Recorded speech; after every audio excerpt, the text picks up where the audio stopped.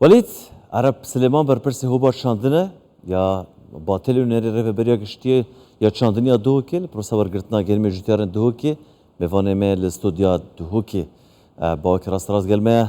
افدام باش بیتن ده گوتنین خدا دوی این حسا هفکارن من آماده کنید تا آماشه کو یکی کرد کو اول پشکینین دردچن همو دهنه ورگرتن حتی نه دیاره که افبرل پشکینین در چوی چنده و اوه مای اوه کودر نچوی چنده هیرکاری آن کوردکاری ان اوه مای چانه.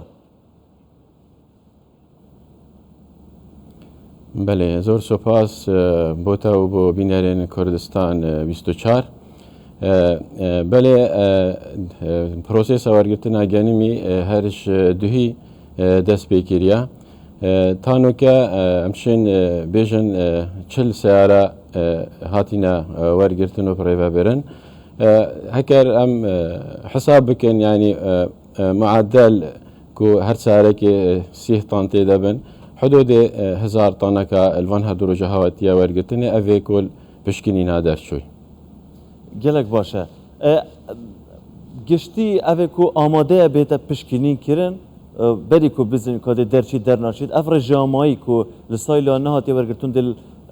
بجین لیل تایبت هتا ورگرتن کمپانیا بجین دی ورگرن چند افر جامعی دماهيك فديتن هاتي ناكرين سر أصلي باريزغا دهوكي أفغان ميماي تانوكا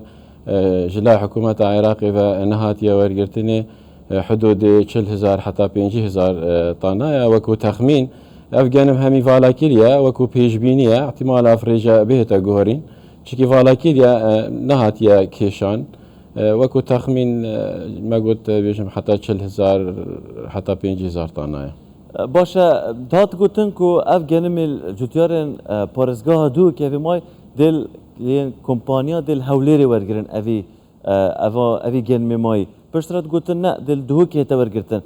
درستی دل دو که هتا ورگرتن یا نه اگر دو که بتا ورگرتن کارینا ورگرتن اوی بریه یا نه بله دست پیکی رضامندی هاتیا ورگرتنه اوجه بفرمان جناب سروك حكومة هريما كردستاني أمر كري واللجنة بيكي نايكو أف جانمي الهريما كردستاني ماي همي بهتا ورقرتني ورزامان دي لسر هاتا كرن بريار أول هوليري بهتا ورقرتني بلي بخوش حالي و باريزغاري دهوكي قالك هولدان قال هم هر وصاري فبالي قشتي چاندنا دهوكي قالك ويجي هولدان رزامندي هاتا ورقرتني كو او بنجه اربيلتي تورقرتني بتفقو هاستن الباريزغا دهوكي الناحية باتيلي دشتا سليفانيا سرب قزا سيميلي و الويري دهي تورقرتني وفدروجا بروسيس ماقوت دس بيكيا ويه دهيتا ورقرتني او جهجك بلي تيرا هندي هياكو افغان می پاریزگاه دهوکی لی بهتا ورگرتنی. بله. افغان می کو جاری از بیشم اف پشکینینا تیتا کرن پشکینینا چیه؟ یعنی یا هنده کو بیشم کا پلچنده کوالیتیا و یا چوا یا نه و چوا کریه کو کوالیتیا افغان می ها الخاربی دل پشکینینی در نچیتن.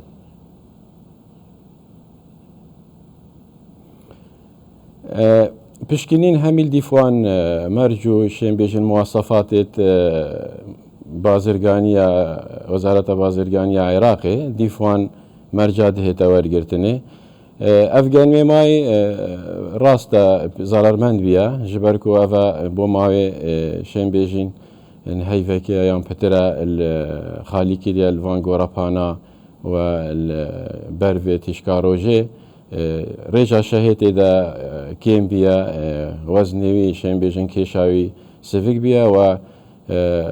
احتمال هيا هندك جانم توشي آتافك بن وكو بيجن حشراك الدناف دا بيدا ببت لورا يعني جيد بتن هندك بهتا رفس كرن وهندك جيك جورين بلايك يان بلادو يان كيمتر وكو آلف بهتا ورقرتن كواتا اف جوتيارن ها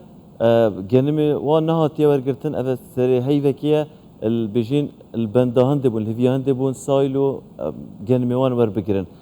دي تعویزک بوان هبیتن یان دی چارەسەر بوان چی بیتن ئەvên ku gelmêwan pişkinînê derneçû û el destpêkê qualitiya bilind bûye lê sedemayekê ku saylê wernegirtiye genimî têk çûye.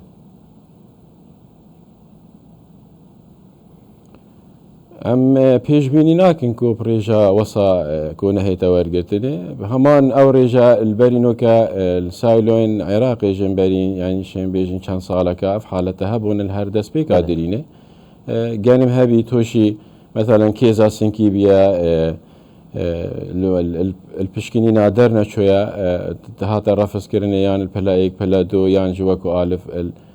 سایلۆن عێراقێژێک وەسات هاتە وەرگرتنێ ڕێژێکە وەسا گەلێک مەزن ئەم پێشبینی ناکەین هێتە وەرگرتن بەهرا پتر یانی احتیمالە نۆت سەدێ یان نۆت سەدێژە پتر بهێتە وەرگرتن کەواتە ئەم شێن بێژین جوتیارên herêma Kurdistanê evên ku genim çandîn ev sala kêmtirîn kêşe kêmtirîn pirsgirêkên heyn radestkirina genimê xwe da rêjeya herî zor ya genimê wan hatiye wergirtin.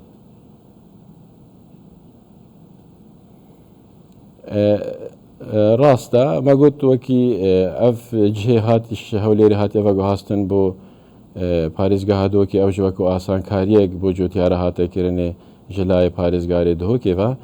داک و مەزاختی و خەرجی لەسەر جوتیارێمە کێمتر بن و بارێوان ئاسڤکتر بین ئەف کێشن کۆڕی داین و ئەف گەنمە نەهاتیە وەرگرتنێ هەموو ئەو کێشە ژلای حکوومەتە عێراقێڤە هات بینە پەیداکردن ji ber ku destpêkê biryar ew bû hemî genmê herêma Kurdistanê û cotiyarên herêma Kurdistanê wekû cotiyarên parêzgehên diyên Iraqê bihête wergirtinê belê biryareke çaverêkirî berî çend rojeka dergehên Saylûyê vebin ew biryar hate dan û rêja herêma Kurdistanê dest nîşan kir و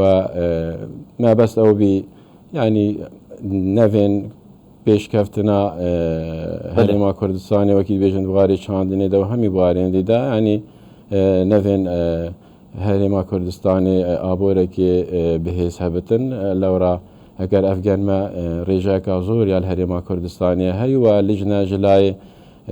سەرۆکی حکوومەتە عێراقی و هادی پێکینان و هەمی ئەفگەنمێ مایەل ئەردی هەمی بچاو دیتنە و بە دیتن سەرکردینە و مخابنی و رضامندی جلایوان و نهات دان بهت وەرگرتنێ جناب سەرۆکی حکوومەتە هەرێما کوردستانی خۆلێکی لێ خوددان و ئەف کۆمپانیا خۆشنا و ڕاست پاردیە ئەڤی گەنمێ هەرێما کوردستانی هەمی مای بهێتە وەرگرتنی. Gelek spas birês Welîd Ereb berpirsê hûba çandina batilê nûnerê rêveberiya giştiya çandina dohekê prosa wergirtina genimê cûtiyarên dohekê da spas ku ji dohekên gel bebûn.